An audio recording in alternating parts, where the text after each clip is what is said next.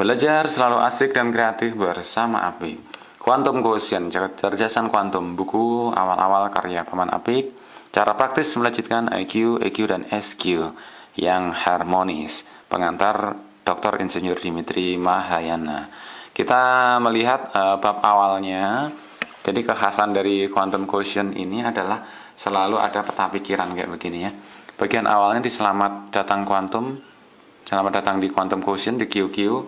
Paman Apik membahas tentang istilah kuantum ya. Istilah kuantum ini awalnya dari fisika. Di mana fisika dan kemudian nanti quantum learning ya. Kita lihat fisika dulu ya. Pertama, dunia fisika itu memasuki abad 2000 itu digegerkan oleh bencana ultraviolet. Di mana bahwa dirumuskan energi dari radiasi cahaya itu berbanding lurus dengan frekuensi. Nah, ultraviolet ini frekuensinya sangat tinggi. Jadi bisa berbahaya mengenai manusia. Nah, tapi kenyataannya kan kita di depan TV pun kena ultraviolet, tapi tidak terlalu bahaya kan kalau jumlahnya kecil. Nah, ahli fisika ini kebingungan sampai akhirnya Max Planck memunculkan bahwa energi dari ultraviolet atau gelombang radiasi elektromagnetik itu terpecah-pecah dengan rumus HF ya, kecil-kecil, sehingga tidak membahayakan. Nah, pecahan HF yang kecil-kecil itu disebutnya satu kuanta.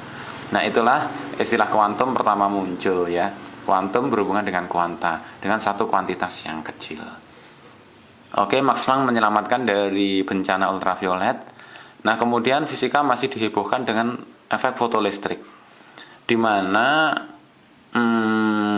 cahaya semakin diperbesar itu tidak memunculkan fotolistrik, tapi ada cahaya yang kecil bisa memunculkan efek fotolistrik. Orang jadi bingung.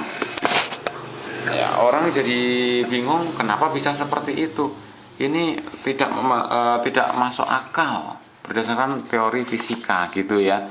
Nah, akhirnya para ahli fisika Max Planck sendiri tidak bisa memunculkan. Nah, muncullah Einstein dengan teori fotolistrik yang menggunakan teori kuantumnya Max Planck. Einstein menyatakan bahwa fotolistrik, foton-foton itu terbang sesuai dengan energi yang disebutkan rumusnya Max Planck, yaitu HF. Jadi tergantung frekuensinya. Kalau frekuensinya tidak cukup tinggi, maka foton ini tidak akan lepas gitu ya. Kalau di bawah HF, meskipun banyaknya arus cahaya diperbanyak, itu ya. Tapi yang mempengaruhi lompatannya adalah frekuensinya. Kalau frekuensinya sudah melampaui HF gitu, frekuensi ambang, maka terjadi lompatan. Baru kalau ditambah arus, baru tambah banyak fotonnya gitu kira-kira. Nah, teori Einstein ini menyelamatkan fisika dari bencana fotolistrik ya. Dan Einstein banyak penentangnya, yang plus ada yang minus. Nah, ini David Millikan, ini peneliti yang termasuk menentang teorinya Einstein, dan dia melakukan percobaan untuk membuktikan teori fotolistrik Einstein gagal. Ternyata pengujian eksperimen Millikan ini malah menunjukkan teori Einstein itu benar. Nah, Millikan karena pengujiannya itu mendapat Nobel.